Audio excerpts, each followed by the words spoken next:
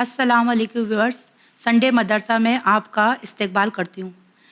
चलिए, हमने पिछले एपिसोड में हरकत के ऊपर बातें की थी, गुफ्तगू किया था कि अगर हर्फ पे हरकत लग जाते हैं, एराब लग जाते हैं तो उसका साउंड कैसे अदा होता है। हमने पिछले हफ्ते में एक हर्फ के ऊपर हरकत लगा के उसका साउंड निकालने की कोशिश किया था और उसकी प्रैक्टिस कराया था। उम्मीद करती हूँ आपने उसे बेहतरीन से बेहतरीन अदा किया होगा। अब इस एपिसोड में हम आपको बताएंगे कि दो हर्फ पे अगर हरकत लग जाते हैं, एराब लग जाते हैं तो उसका साउंड कैसे अदा किया जाए।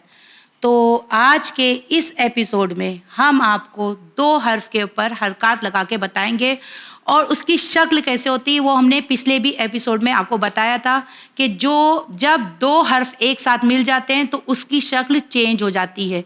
पिछले एपिसोड में हमने आपको बताया था। इस एपिसोड में हम गुफ्तगू करेंगे उसके हरकत के ऊपर। तो देखिए, जैसे बाज़ेर बी, हाजिर ही, बी ही, जब दो हर्फ के पर दो हरकत आ गए तो हमने उसे इस तरह से अदा किया, बी ही, यानी इसे खींचना नहीं, जैसे बी ही इस तरह भी नहीं अदा करना है, बे हे ऐसे भी नहीं पढ़ना है जैसे हम पहले भी पढ़ते आए हैं कि हमने चाहा किस तरह भी चाहा कुरान को पढ़ लिया, जिस तरह से हमारा मन किया हमने पढ़ लिया। नहीं, हमें कुरान को सही अरबिक और सही तजवीद, सही मखरज से अदा करना है। जो हरकत है, जितना उसे खींचने का साउंड है, हमें उतना ही उसे अदा करना है। बाज़िर बी, हाजिर ही, बी ही, इसका साउंड इतना ही आना चाहिए। हमारा अगला हर्फ है बा ज़बर बा, हा ज़बर हा, बाहा। ऑलमोस्ट हम इसे बाहा पढ़ते हैं। अगर हम इसे इस तरह भी पढ़े तो हमारे हर्फ गलत हो जाते हैं। बाहा नहीं है, बाहा। बा ज़बर बा, हा ज़बर हा, बाहा।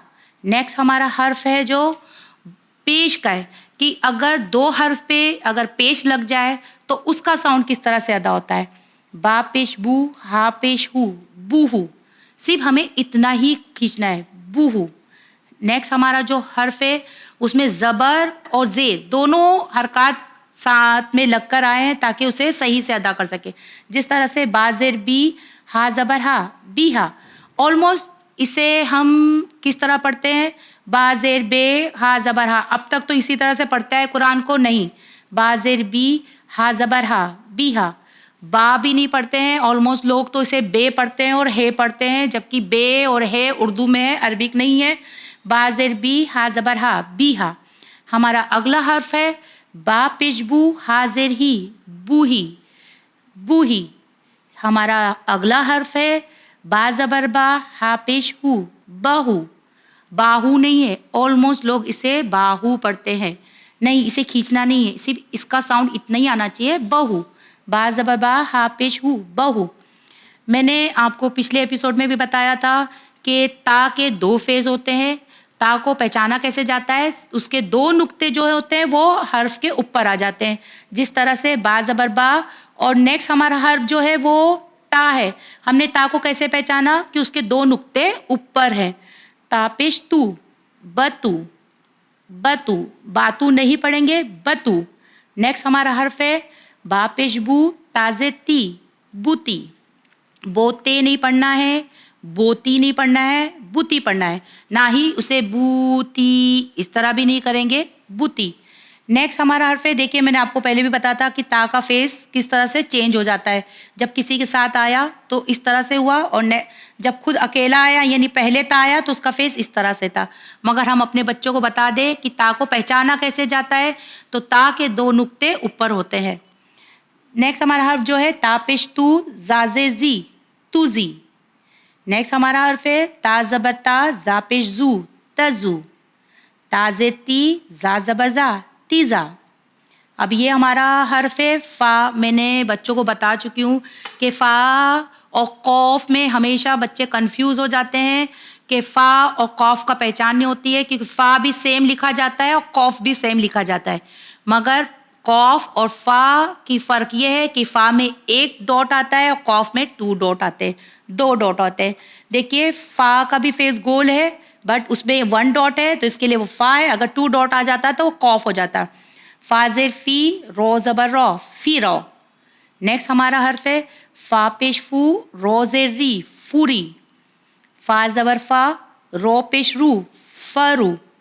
نیکسٹ ہمارا الفابیٹ ہے فا زبر فا، خا پیش خو، فخو. نیکسٹ دیکھیے اب کھا فرسٹ آ گیا تو کھا کا فیس کیسے ہو گیا؟ کھا کا جو نیچے کا حصہ ہے اسے ہم نے مٹا دیا یا ڈیلیٹ کر دیا. جس طرح سے ہم اپنے بچوں کو سمجھا سکتے ہیں ہم اسے سمجھائے کہ کھو کو پہچانے کیسے. بٹ کھو اور غین میں اکثر بچے کنفیوز ہو جاتے ہیں.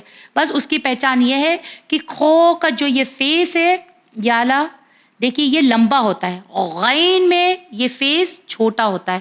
بس اس کی یہی پہچان ہے. جتنا ہو سکے ہم اپنے بچوں کو بتائیں کہ فیس سے پہچانے اپنے بچوں کو. خو زبر خو، تاپش تو، خطو. نہ ہی سے خاتور پڑھنا ہے نہ ہی خاتو پڑھنا ہے، اسے پڑھیں گے خطو. نیکسٹ ہمارا حرف ہے خو پیش خو، تازر تی، خوتی. نیکسٹ ہمارا الفابیٹ ہے حرف جو ہے خازر کھی، تاپش تو، کھیتو. نیکسٹ ہمارا حرف ہے خازر کی، یا پیش یو، کھی یو. دیکھیے یہ حرف ایسا ہے جو یا پہ آتا ہے بچے نہیں پہچان پاتے ہیں، وہ کنفیوز ہو جاتے ہیں کہ یا کے ساتھ کس طرح سے الفابیٹ جوائنٹ ہو گیا ہے. تو یا کا جو ڈاٹ ہے وہ 2 نیچے آتا ہے، تا کا جو 2 ڈاٹ ہے وہ اوپر کی طرف آتا ہے. ایک یہ پہچان ہے. دوسری پہچان ہے یا کا باڈی، جو یا کی جو باڈی ہے وہ ایسے گول ہوتی ہے. فرسٹ حرف اس میں خو، خو زیر کھی، یا پیش یو، کھی یو. نیکسٹ ہمارا جو حرف ہے کھا پیش خو، یا زبر یا، خو یا. نیکسٹ ہمارا حرف ہے کھا زیر کھی، یا زبر یا، کھی یا. نیکسٹ ہمارا حرف ہے سا زیر سی، ہا زبر ہا، سی ہا. نیکسٹ ہمارا حرف ہے سا زبر سا، ہا پیش ہو، سا ہو. نیکسٹ ہمارا حرف ہے سا پیش سو، حاضر ہی، سو ہی. پہلے بھی آپ کو بتا چکی ہوں سا اور شین میں شین کے بھی 3 ڈاٹ ہوتے ہیں اور سا کے بھی 3 ڈاٹ ہوتے ہیں. اکثر بچے شین اور سا میں کنفیوز ہو جاتے ہیں. صرف ایک یہی 2 الفابیٹ ہے حرف ہے جس میں 3 ڈاٹ ہوتے ہیں. مگر جو سا ہے دیکھیے اس کا فیس سیدھا ایسا ہے، کوئی وہ نہیں. مگر جو شین ہوتا ہے اس میں ایک تاج ہوتا ہے، یا پھر بتا دوں آپ کو بچوں کو اور ایزی کرنے کے لیے ڈبلو کی طرح رہتا ہے اس کا فیس، جس سے ہم اسے آسانی سے پہچان سکتے ہیں وہ شین ہے. تو ہم نے پڑھا سا پہ سو، حاضر ہی، سو ہی. نیکسٹ ہمارا حرف ہے نون. نون اور با میں بھی بچے اکثر کنفیوز ہو جاتے ہیں. یہ ڈاٹ کی، نقطے کی کنفیوژن جو رہتی ہے، جو بچے ہمیشہ قرآن پڑھنے میں مسٹیک کرتے ہیں، اسے سب سے پہلے ہم اپنے بچوں کو ڈاٹ کی پہچان بتائیں کہ ڈاٹ کون سے ڈاٹ، کتنے ڈاٹ ہے اور کتنے ڈاٹ اوپر رہتے ہیں، کتنے ڈاٹ نیچے رہتے ہیں، وہ ہمیں اپنے بچوں کو سمجھانا ہے. با میں نیچے ڈاٹ ہوتا ہے، نون میں اوپر ڈاٹ ہوتا ہے، جبکہ فیس دونوں کا سیم ہوتا ہے. دیکھیے یہ اوپر ڈاٹ ہے تو اس لیے وہ نون ہے. نون پیش نو، توزے تی، نوتی. نیکسٹ ہمارا جو حرف ہے وہ ہا ہے. ہا پیش ہو، توزے تی، ہوتی. حاضر ہی، تو پیش تو، ہی تو. نیکسٹ ہمارا جو حرف ہے ہا زبر ہا، تو زبر تو، ہتو. نیکسٹ ہمارا جو حرف ہے دیکھیے یا اس طرح سے بھی آ گیا، مگر اس کی پہچان یہ ہے کہ 2 ڈاٹ نیچے آ گیا. یا زبر یا، زو زبر زا، یا زو. یا زر یی، زو پیش زو، ی زو. یا پیش یو، زو زے زی، یو زی. ہمارا نیکسٹ حرف ہے جو میم. میم کو بہت آسانی سے بچے جان جاتے ہیں اور میم سب کا فیوریٹ بھی ہوتا ہے، کہ میم سے ہی عربی لینگویج میں بھی میم سب سے سافٹ لینگویج مطلب حرف دیکھا جائے، میمس. تو اس لیے میم کو بہت آسانی سے بچے پہچان جاتے ہیں. تو دیکھیں میم زیر می، دال پیش دو، می دو. میم پیش مو، دال زیر دی، مو دی. میم زبر ما، دال زبر دا، مدا. میم زبر ما، تا زبر تا، متا. ہمارا نیکسٹ حرف جو ہے جیم، جیسے میں نے آپ کو بتائی تھی کہ خو کس طرح سے ہے، جیم کس طرح سے ہے. خو کے اوپر ڈاٹ ہے، جیم کے نیچے ڈاٹ ہے اور ہا میں کوئی ڈاٹ نہیں ہوتا ہے. سب سے ایزی اس کی پہچان. دوسرا یہ کہ جیم کے ساتھ یہ جو حرف لگا ہوا ہے اسے کہتے الیف، جو اکثر بچے کنفیوز ہو جاتے ہیں لام میں. ہر وقت الیف کو کنفیوژن میں ڈال دیتے لام میں. مگر میں نے آپ کو پہلے بھی بتایا تھا کہ لام اور الف میں یہ ہے کہ الف سیلفش حرف ہے، یعنی الف اپنے ساتھ کسی کو نہیں لیتا ہے، مگر ہاں وہ خود کسی کے پاس بھی چلا جاتا ہے۔ اس کی پہچان یہ ہے کہ الف ہمیشہ جوائن ہو جاتا ہے، اور وہ جوائن جب ہوتا ہے تو رائٹ کی طرف اس کا فیس ہوتا ہے، جس طرح سے اس میں ہے جیم زبر جا، الف زبر آ، جا آ، جیم پیش جو، الف زیر ای، جو ای۔ چلیے ہم آگے کی طرف بڑھے۔ ہمارا اگلا حرف جو ہے جیم زیر جی، الف پیش او، جی او۔ دیکھیے پھر وہ حرف آ گیا خو، جسے ہم آسانی سے اپنے بچوں کو پہچان سکتے ہیں کہ خو کا ڈاٹ اوپر آ گیا ہے، تو خو زیر کھی، الف پیش او، کھی او۔ میں نے آپ کو پہلے بھی کہا تھا کہ لام حرف جو ہے وہ ہر کسی کے ساتھ جوائن ہو جاتا ہے، اور جب جوائن ہوتا ہے تو لام کا فیس جو ہوتا ہے وہ لیفٹ کی طرف ہو جاتا ہے۔ یہ بہت آسانی سے ہم اپنے بچوں کو سمجھا سکتے ہیں۔ تو لام زیر لی، زال پیش زو، لیزو۔ نیکسٹ ہمارا حرف ہے لام پیش لو، زال زیر زی، لوزی۔ نیکسٹ ہمارا جو حرف ہے لام زبر لا، زال زبر زا، لزا۔ نیکسٹ ہمارا جو حرف ہے وہ لام زیر لی، زا زبر زا۔ دیکھیے زال اور زا میں فرق ہے، زال کا فیز ایسا ہوتا ہے اور زا کا فیز اس طرح سے ہوتا ہے، اسے ہمیں پہچاننا ہے۔ لام زیر لی، زو زبر زا، لیزا۔ نیکسٹ ہمارا جو حرف ہے نون، نون پہ اگر حرکت آ گئی تو نون کا ساؤنڈ کیسا آگا وہ ہم نے آپ کو سکھا دیا تھا۔ یہاں پہ نون زیر نی، سین زبر سا، نیسا۔ نیکسٹ ہمارا جو حرف ہے نون پیش نو، سین زیر سی، نوسی۔ نیکسٹ ہمارا جو حرف ہے نون زبر نا، سین پیش سو، نسو۔ نیکسٹ دیکھیے سین آگے آ گیا تو سین کا فیس کس طرح سے بن گیا میں نے آپ کو پہلے بتا دی۔ اپنے بچوں کو ہم بتا سکتے ایک چھوٹا ڈبلو جیسا فیس آ گیا ہے کہ اسے ہم آسانی سے پہچان سکے۔ سین زبر سا، جیم پیش جو، سجو۔ نیکسٹ جو ہمارا حرف ہے سین زیر سی، جیم زبر جا، سیجا۔ نیکسٹ ہمارا جو حرف ہے سین پیش سو، جیم زیر جی، سوجی۔ نیکسٹ جو ہمارا حرف ہے ہا، ہا، جیم، ہا، کھو۔ پھر آپ کو بتاتے چلوں جیم کے نیچے ڈاٹ ہوتا ہے، ہا میں کوئی ڈاٹ نہیں ہوتا ہے، کھو کے اوپر ڈاٹ ہوتا ہے۔ ہا پیش ہو، واو زیر وی، ہووی۔ ہا زیر ہی، واو پیش وو، ہیوو۔ ہا زبر ہا، واو زبر وا، ہاوا۔ نیکسٹ ہمارا جو حرف ہے تو، تو زبر تو، خو زبر کھو، تو خو۔ تو زیر تی، کھو پیش کھو، تیکھو۔ تو پیش تو، کھو زیر کھی، توکھی۔ تو پیش تو، رو زیر ری، توری۔ ہمارا نیکسٹ جو حرف ہے وہ ہے سواد اور قوف۔ اگر سواد اور قوف کے اوپر جوائن ہو جائے، ساتھ میں آ جائے اور اگر اس پہ اعراب لگ جائے تو اس کا کیا ساؤنڈ نکلے گا وہ ہم دیکھتے ہیں اور پڑھتے ہیں۔ سواد پیش سو، قوف زبر کو، سوکا۔ آلموسٹ ہم سین پیش سو بھی کہتے ہیں، سواد پیش سو بھی کہتے ہیں، تو اس میں غلطیاں ہو جاتی ہیں، بلکہ سواد کا مخرج الگ ہے، سین کا مخرج الگ ہے۔ سین الگ ساؤنڈ آتا ہے، سواد میں الگ ساؤنڈ آتا ہے، اگر اس میں حرکت آ جاتی ہے تو اس کا بھی ساؤنڈ الگ ہی نکلتا ہے۔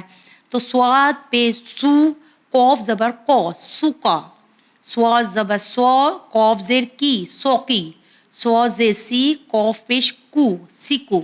ہمارا جو اگلا حرف ہے زواد ہے اور کیف ہے۔ زواد اور کاف مل کر اگر آتا ہے اس پہ اگر اعراب لگ جائے تو اس کا کیا ساؤنڈ نکلے گا وہ ہم پڑھتے ہیں۔ زواد زیر زی، کاف پیش کو، زیکو۔ زواد زبر زو، کاف زیر کی، زکی۔ زواد پیش زو، کاف زبر کا، زوکا۔ چلیے ہم اگلے حرف کی طرف بڑھتے ہیں۔ ہمارا اگلا جو حرف ہے وہ عین ہے اور فا ہے۔ عین اور فا جب ایک ساتھ آ جاتا ہے تو اس کی شکل کیسے ہو جاتی ہے؟ اگر اس پہ اعراب لگ جاتا ہے، حرکات لگ جاتی ہے، زبر زیر آ جاتا ہے تو اس کا ساؤنڈ کیا ہوتا ہے؟ عین پیش او، فا زیر فی، اوفی۔ عین زیر ای، فا پیش فو، ایفو۔ عین زبر آ، فا زبر فا، افا۔ غین زبر غا، نون زبر نا، غانا۔ غائن زیر گی، نون پیش نو، غینو۔ غائن پیش گو، نون زیر نی، غونی۔ یہاں تک تھا میرا سبق۔ اب بڑھتے ہیں مورل اسٹوری کی طرف۔ مجھے دیجیے اجازت، خدا حافظ۔ بسم اللہ الرحمن الرحیم۔ پیارے بچوں السلام علیکم، آپ تمام کا استقبال ہے پروگرام سنڈے مدرسہ میں۔ ہمیشہ کی طرح آج بھی میں آپ کے لیے ایک بہت ہی اچھی کہانی لے کر حاضر ہوں، اور یہ ایک ایسی کہانی ہے جو ہمیں احساس دلائے گی کہ کس طرح جب ہم کسی کی مدد کریں تو ہمیں شو آف نہیں کرنا چاہیے، تاکہ ایک چھوٹی سی برائی ہے جو جانے انجانے ہم تمام میں پائی جاتی ہے۔ اگر ہم بات بچوں کی کریں تو ہم اکثر یہ کرتے نا کہ اگر ہمارے فرینڈ نے اسکول میں پینسل نہیں لایا، یا پھر ہم اپنی ہوم ورک کی جو بک ہے، اپنی جو کتاب ہے وہ کسی کو دیتے ہیں، ہوم ورک کاپی کرنے دیتے ہیں، تو ہم اکثر کہتے ہیں نا میں نے تمہاری مدد کی تھی، میں نے تمہیں پینسل دیا تھا، یا تم نے میری بک سے ہوم ورک کاپی کیا تھا۔ ہم شو آف کرتے ہیں، ہم جتاتے ہیں کہ ہم نے کسی کی مدد کی۔ آج کے ہمارے واقعے سے ہم یہ سیکھیں گے کہ کس طرح ہمیں یہ نہیں کرنا چاہیے۔ تو آئیے شروعات کرتے ہیں آج کی کہانی کی۔ یہ واقعہ ہمارے 8ویں امام علی رضا علیہ السلام کی زندگی سے جڑا ہوا ہے۔ ایک وقت حج کا موسم تھا، کافی لوگ حج پر جاتے تھے، امام رضا علیہ السلام بھی حج پر گئے تھے۔ اسی طرح خراسان کا ایک اور شخص تھا جو حج پر گیا تھا۔ جب ہم ٹریول کرتے تو ہم ساری تیاریاں کرتے نا، ہم میک شور کرتے ہیں ہمارے پاس سفر کا سامان ہو، کھانے کی چیزیں ہوں، پیسے ہوں، تاکہ ہمارا سفر آسان ہو سکے۔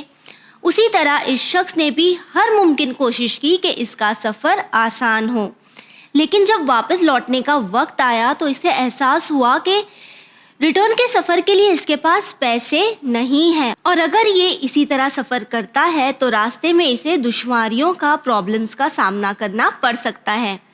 تب اس نے سوچا کہ کیوں نہ میں کسی سے مدد لے لوں، لیکن کوئی بھی اس کی مدد نہیں کر سکا۔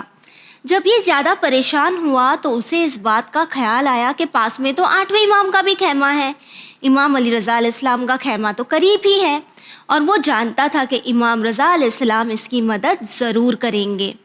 اس یقین کے ساتھ وہ امام کے خیمے میں پہنچا۔ اس نے امام سے کہا کہ امام، جب میں سفر کے لیے آیا، جب میں حج کے لیے آیا تو میں نے ہر ممکن کوشش کی کہ میرا سفر آسان ہو۔ میں پیسے لے کر آیا، میرے پاس کھانے کا سامان تھا، لیکن افسوس کہ میرے جو پیسے تھے وہ ختم ہو گئے۔ اب میرے پاس ریٹرن گھر جانے کے لیے پیسے نہیں ہیں۔ میں جانتا ہوں کہ آپ بھی خراسان کے ہی ہیں، میں آپ سے وعدہ کرتا ہوں، میں آپ سے قرضہ لینا چاہتا ہوں، میں آپ کو یہ کہنا چاہتا ہوں کہ جب ہم واپس چلے جائیں گے تو میں خراسان پہنچ کر آپ کا قرضہ ادا کر دوں گا، یا پھر وہ رقم آپ کے نام پر صدقہ کر دوں گا۔ جب یہ واقعہ پیش آ رہا تھا، وہ امام سے مدد مانگ رہے تھے، تو اسی وقت امام کے جو ایک صحابی ہے سلمان جعفری، وہ وہاں پر موجود تھے۔ جب یہ شخص اپنے دل کا حال، اپنی ضرورت بیان کر چکا تو امام نے اس شخص سے کہا کہ تم اندر آ جاؤ، اور انہوں نے سلمان جعفری سے اجازت لے لی اور وہ دوسرے کمرے کی طرف چلے گئے۔ وہاں جا کر امام رضا علیہ السلام نے 200 درہم لیے اور دروازے کے پیچھے کھڑے ہو کر بنا اس شخص کو دیکھ کر اسے دروازے کے پیچھے سے ہاتھ میں اس کے 200 درہم دیے، اور ساتھ ہی امام نے یہ کہا کہ آپ کو یہ پیسے مجھے لوٹانے کی ضرورت نہیں ہے اور آپ کو اسے صدقہ کرنے کی ضرورت بھی نہیں ہے۔ یہ کہہ کر امام نے اس شخص کو بھیج دیا۔ جب امام پھر سے کمرے میں لوٹے تو ان کے جو صحابی وہاں پر بیٹھے تھے، انہوں نے امام سے کہا کہ آپ کو اگر اس شخص کی مدد کرنی ہی تھی تو آپ دوسرے کمرے میں کیوں گئے؟ آپ نے دروازے کے پیچھے کھڑے ہو کر اسے پیسے کیوں دیے؟ آپ دروازے کے باہر آ کر اسے سامنے سے بھی پیسے دے سکتے تھے۔ تب امام نے کہا کہ جب آپ کسی کی مدد کرتے ہیں نا، تو آپ کو اس طرح نہیں کرنا چاہیے کہ اس شخص کو شرمندگی کا احساس ہو، تاکہ جب آپ سے کوئی شخص کچھ مانگتا ہے تو وہ آلریڈی شرمندہ ہوتا ہے۔ تو ہمیں ان سے آنکھ ملا کر یا ان کے سامنے آ کر مدد کر انہیں اور شرمندہ نہیں کرنا چاہیے۔ تو بچوں، اگر میں آپ سے یہ پوچھوں کہ جب ہم کسی کی مدد کرتے ہیں تو ہم کیا کرتے ہیں؟ ہم شو آف کرتے ہیں نا، ہم ٹرائی کرتے ہیں کہ جب ہمیں اور 4 فرینڈز دیکھ رہے ہوتے ہیں تب ہم ان کی مدد کرتے ہیں، یا ہم 4 لوگوں میں انہیں کہہ دیتے ہیں میں نے آپ کو پینسل دی تھی، میں نے آپ کو بک دی تھی۔ یا ہم اکثر یہ بھی دیکھتے ہیں نا کہ ہمارے گھروں میں جو میڈس وغیرہ ہوتی ہیں، کافی بار انہیں کافی چیزوں کی ضرورت ہوتی ہے، ان کے یہاں بھی چھوٹے چھوٹے بچے ہوتے ہیں جنہیں ٹوائز چاہیے ہوتے ہیں۔ کیا ہم ٹوائز شیئر کرتے ہیں، یا جو ہمارے ٹوٹے پھوٹے ٹوائز پڑے ہوتے ہیں وہ اٹھا کر ہم دے دیتے ہیں؟ اور دیتے بھی ہیں تو کس انداز سے دیتے ہیں؟ امام رضا علیہ السلام نے ہمیں یہ بتایا ہے کہ جب آپ کسی کی مدد کریں تو شو آف نہ کریں، اس طرح کریں کہ کسی کو بھی شرمندگی کا احساس نہ ہو۔ بچوں، یہ چھوٹی برائیاں ہم تمام میں موجود ہوتی ہیں، لیکن اگر ہم کوشش کریں تو ہم اپنے آپ کو چینج کر سکتے ہیں۔ میں بھی آپ سے کوشش کروں گی اپنے آپ کو چینج کرنے کی. کیا آپ کرو گے؟ تو آئیے دیکھتے ہیں کہ سسٹر فاطمہ آپ کے لیے کیا لے کر آئی ہیں. السلام علیکم ننھے ناظرین. ہم آج بات کریں گے ایک ایسے فروع دین کی جس کو ہم بہت غلط سمجھتے ہیں. آج ہم بات کریں گے جہاد کے بارے میں. بہت لوگوں کو لگتا ہے کہ ایک نیگیٹو ٹرم ہے، لیکن ایسا نہیں ہے. چلیے دیکھتے ہیں جہاد کیا ہے، لیکن اس سے پہلے کوئک ریویژن لیتے ہیں. اول نماز، آپ میرے ساتھ ریپیٹ کریے. دوسرے روزہ، تیسرے حج، چوتھے زکوٰۃ، پانچویں خمس، چھٹے جہاد، ساتویں امر بالمعروف یعنی نیکی کی ہدایت کرنا، آٹھویں نہی عن المنکر یعنی برائی سے روکنا، نویں تولا یعنی رسول خدا صلی اللہ علیہ وآلہ وسلم اور ان کی آل سے محبت کرنا، دسویں تبرہ یعنی رسول خدا اور ان کی آل سے بغض رکھنے والوں سے برات اختیار کرنا یا دوری اختیار کرنا. آج ہم بات کریں گے جہاد کے بارے میں. کیا آپ جانتے ہیں کہ جہاد کا حکم صرف ایک معصوم دے سکتے ہیں؟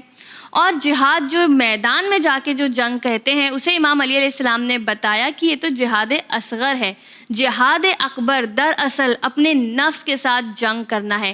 یعنی ہمارا جو نفس ہے وہ ہمیں برائی کی طرف دعوت دیتا ہے، ہمیں گناہوں کی طرف اٹریکٹ کرتا ہے، لیکن اپنے آپ کو ان گناہوں سے روک کر رکھنا، اپنے آپ کو ان چیزوں سے محفوظ رکھنا. امام علی علیہ السلام ہمیں بتا رہے ہیں کہ دراصل جہاد اکبر یہ ہے.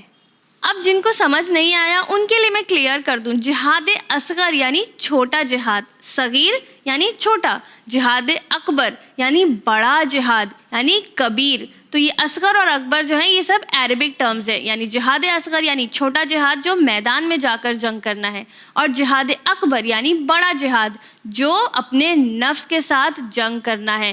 کیونکہ اصل میں ہم کو اپنے آپ کو روک کر رکھنا، راہ راست پر رکھنا ہی اصل جہاد ہے. جہاد یعنی یہ ہوتا ہے کہ ہر وقت اللہ سبحانہ و تعالیٰ کی راہ میں محنت کرتے رہنا، اسٹرگل کرتے رہنا، جستجو کرتے رہنا. ہم لوگ جو یہ سمجھتے ہیں کہ جو ٹیررسٹ اٹیکس ہوتے ہیں یہ جہاد تو بالکل نہیں ہے، اور ان لوگوں نے اصل جہاد کو سمجھا ہی نہیں. رسول خدا صلی اللہ علیہ وسلم وسائل الشیعہ میں فرما رہے ہیں، اے علی بہترین جہاد وہ ہے کہ تمہاری رات صبح میں بدل جائے اور تم کسی نفس پر ظلم کرنے کے بارے میں خیال نہ کرو. یعنی آپ سمجھ سکتے ہیں کہ اگر ہم صرف کسی کا برا نہ چاہیں تب بھی ہم نے یہ جہاد کیا ہے کہ ہماری ایک رات صرف ہم نے یہ نہیں سوچا کہ کسی کا برا ہو جائے، ہم نے یہ جہاد کیا. اپنی بری عادتوں کو چھوڑ دینا یہ ہمارا جہاد ہے. تو ہر وقت یعنی ایک اسٹرگل کرتے رہنا کہ نہیں، I don't want to do this, I want to do that. یہ ہر وقت کا ایک اسٹرگل ہے جو ہم لوگوں کو ساری زندگی کرتے رہنا ہے. اور ایسا انسان جو کسی میدان میں جا کے جنگ نہیں کرتا لیکن اپنی نجی زندگی میں ہر وقت اس بات کا خیال رکھتا ہے کہ میں کوئی غلط کام نہ کروں، وہ مجاہد ہے. کیونکہ جو جہاد کرتے ہیں ہم انہیں مجاہد کہتے ہیں. اب آپ یہ سوچیں گے کہ ہم تو چھوٹے بچے ہیں، ہم کس طرح جہاد کر سکتے ہیں؟ تو اگر آپ لوگوں کو برے الفاظ ایک دوسرے کو بولنے کی عادت ہے، یا پھر کچھ بچے ہیں خدا نخواستہ ان کو جھوٹ بولنے کی عادت ہے، تو اگر آپ اپنے اندر سے یہ عادتیں چھوڑ دیتے ہیں، انہیں نکال دیتے ہیں، تو آپ نے یہ جہاد کیا ہے. یعنی ہر وقت اللہ سبحانہ و تعالیٰ کی راہ میں محنت کرتے رہنا، اپنے اندر گڈ کوالٹیز پیدا کرنا، بیڈ کوالٹیز کو چھوڑ دینا، یہ ہمارا جہاد ہے. دیکھتے ہیں سسٹر سکینہ آج ہمارے لیے کون سے سورے کی تفسیر لے کر آئی ہیں. السلام علیکم بچوں. آج ہم سورہ قریش کی تفسیر کو ڈسکس کریں گے. سورہ قریش ایک مکی سورہ ہے اور قریش کا مطلب ہے بزنس مین. قریش رسول اللہ کے زمانے کی ایک بہت بڑی ٹرائب تھی جو بہت سارے چھوٹے چھوٹے حصوں میں بٹی ہوئی تھی، اور رسول اللہ بھی اسی ٹرائب میں بورن ہوئے تھے. تو آئیے دیکھتے ہیں اللہ اس سورہ میں کیا فرما رہا ہے. بسم اللہ الرحمن الرحیم. فرسٹ آیت لإیلاف قریش. اللہ پہلی آیت میں فرما رہا ہے کہ اللہ نے قریشی لوگوں کی الفت کے لیے، ان کے پروٹیکشن کے لیے ابرہہ کے لشکر کو ڈیمولش کر دیا تھا. سیکنڈ آیت ایلافہم رحلۃ الشتاء والصیف. اور قریشی لوگوں کو جو سردی اور گرمی کے سفر سے الفت تھی تو اللہ انہیں پروٹیکٹ کرنے کے لیے ابرہہ کے لشکر کو ڈیمولش کیا. قریشی لوگ گرمی اور سردی میں بزنس کے لیے ٹریول کیا کرتے تھے، تو اللہ نے ان کے پروٹیکشن کے لیے ابرہہ کے لشکر کو ڈیمولش کیا تھا. تھرڈ آیت فَلْيَعْبُدُوا رَبَّ هَٰذَا الْبَيْتِ. تھرڈ آیت میں اللہ کہتا ہے کہ قریشی لوگوں کو چاہیے کہ وہ خانہ کعبہ کی یعنی اس گھر کی خدا کی عبادت کرے. فورتھ آیت الذی اطعمہم من جوع وآمنہم من خوف. اللہ اس آیت میں فرماتا ہے کہ اس خدا کی عبادت کرو جو انہیں بھوک میں سیر و سیراب کرتا ہے اور ڈر اور خطرے سے پروٹیکٹ کرتا ہے. تو اس سورہ سے ہم کیا سیکھتے ہیں کہ ہمیں اللہ کی نعمتوں کو فار گرانٹیڈ نہیں لینا چاہیے اور اس نعمتوں کے لیے شکر ادا کرنا چاہیے. So let's see sister Fatima ہمارے لیے کون سی حدیث لے کے آئی ہے. آج کی حدیث آف دا ڈے میں ہم بات کریں گے رسول خدا صلی اللہ علیہ وسلم نے اتنی آسان ہمیں حدیث بتائی ہے کہ بزرگوں کا احترام کرو, اور یہ بزرگوں کا احترام اللہ کے احترام جیسا ہے, اور جو بزرگوں کا احترام نہیں کرتے وہ ہم میں سے نہیں ہے. اب آپ سوچیں گے کہ رسول خدا کو یہ حدیث بتانے کی کیا ضرورت پڑی, ہم سب اپنے ایلڈرز کی رسپیکٹ کرتے ہیں رائٹ, بٹ اگر انہوں نے یہ بتایا ہے تو ضرور اس میں کوئی نہ کوئی حکمت ہے. میں بھی کچھ ایسے ہوتے ہوں جو اپنے گرینڈ پیرنٹس کا, دادا دادی کا, نانا نانی کا لحاظ نہ کرتے ہوں, بدتمیزی کرتے ہوں. خدا نخواستہ اگر ہم ان میں سے ایک ہیں تو یاد رکھیے کہ رسول خدا صلی اللہ علیہ وآلہ وسلم نے بزرگوں کا احترام کرنے آپ سے کہا ہے کہ جو بزرگ کا احترام کرتا ہے وہ اللہ کا احترام کرتا ہے. آئی گیٹ اٹ کہ آپ کے دادا دادی, نانا نانی بوڑھے ہو جاتے ہیں, چڑچڑے ہو جاتے ہیں, کبھی آپ کو ڈانٹ دیتے ہوں گے, لیکن پلٹ کے آپ کو بدتمیزی بالکل نہیں کرنا ہے. اور ایسا تو بالکل نہیں کہ اگر انہوں نے کچھ کہہ دیا تو آپ انہیں جھڑک دیں یا ان کو غصے میں دیکھیں یا پھر آپ ان کی بات نہ سنیں, وہ ایک ایک بات آپ سے 10 بار کہیں. یہ سب آپ کو نہیں کرنا ہے. ہمیشہ آپ کو اپنے گرینڈ پیرنٹس کی رسپیکٹ کرنا ہے, کیونکہ ان کے ہونے کی وجہ سے آج ہم ہیں. ماں باپ کے بعد جو ہمیں سب سے زیادہ چاہتے ہیں وہ ہمارے بزرگ ہوتے ہیں. جن کے دادا دادی نانا نانی ساتھ نہیں رہتے, آپ کو یہ میک شور کرنا ہے کہ ایٹ لیسٹ آپ انہیں ویک میں ایک بار کال کر لیں, اس سے وہ خوش ہو جائیں گے. اور ہر وقت, اور صرف دادا دادی نانا نانی کی بات نہیں ہے, آپ کے جتنے بھی آس پاس بزرگ ہیں, ایلڈرز ہیں, ہر کسی کی آپ کو رسپیکٹ کرنا ہے. پھر سب آپ کو بولیں گے کہ آپ تو بہت اچھے بچے ہیں کیونکہ آپ ایلڈرز کی رسپیکٹ کرتے ہیں رائٹ. تو دیکھتے ہیں سسٹر نیلم آج ہمارے لیے کوئز میں کون سے انٹرسٹنگ کویسچنز لے کر آئی ہیں. تو آئیے شروعات کرتے ہیں کوئز کی. جیسے کہ آج کی ہماری سٹوری ہمارے 8ویں امام پر تھی, تو ہماری جو کوئز ہے وہ بھی ہمارے اور آپ کے 8ویں امام امام علی رضا علیہ السلام سے متعلق ہے. ہمارا پہلا سوال آپ سے یہ ہے کہ ہمارے 8ویں امام کا کیا نام ہے. ہمارے 8ویں امام کا کیا نام ہے. ہمارا دوسرا سوال, آپ کا روضہ مبارک کہاں ہے. آپ کا روضہ مبارک کہاں ہے. ہمارا تیسرا اور آخری سوال, رضا کے کیا معنی ہیں. رضا کے کیا معنی ہیں. جلد سے جلد آپ اس کے صحیح جواب ہمیں واٹس ایپ کریں. ہماری واٹس ایپ ڈیٹیلز آپ کی ٹی وی اسکرین پر موجود ہے. ساتھ ہی آپ جوابوں کے ساتھ آپ کا نام, آپ کی کانٹیکٹ ڈیٹیلز اور آپ کا پوسٹل ایڈریس ضرور بھیجیں. تو آئیے اب آپ کو روبرو کرواتے ہیں پچھلے ہفتے پوچھے گئے سوالوں کے صحیح جواب سے. خلیل اللہ کے کیا معنی ہیں. خلیل اللہ کے معنی ہیں اللہ کا دوست. خلیل اللہ کس نبی کو کہا جاتا ہے. خلیل اللہ یعنی اللہ کا دوست حضرت ابراہیم علیہ السلام کو کہا جاتا ہے. ہمارا آخری سوال تھا حضرت ابراہیم علیہ السلام کے بیٹوں کا کیا نام ہے. حضرت ابراہیم علیہ السلام کے بیٹوں کا نام ہے حضرت اسماعیل علیہ السلام اور حضرت اسحاق علیہ السلام.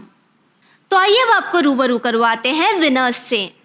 زینب فاطمہ لکھنؤ سے, زین علی کمیل شریف ممبئی سے, مسکان زینب تلنگانہ, سید حیدر علی کرناٹکا, نرجس فاطمہ الوانی احمد آباد سے. کانگریچولیشنز. ویورز, اسی کے ساتھ ہمارا پروگرام یہی تمام ہوتا ہے. آپ کے رائے, آپ کے رسپانسز ہمارے لیے کافی اہم ہیں. آپ انہیں لکھ بھیج سکتے ہیں winislam@gmail.com پر. اسی کے ساتھ ٹیم سنڈے مدرسہ کو دیجیے اجازت. پر بنے رہیے چینل ون کے ساتھ. پیغام انسانیت. شکریہ.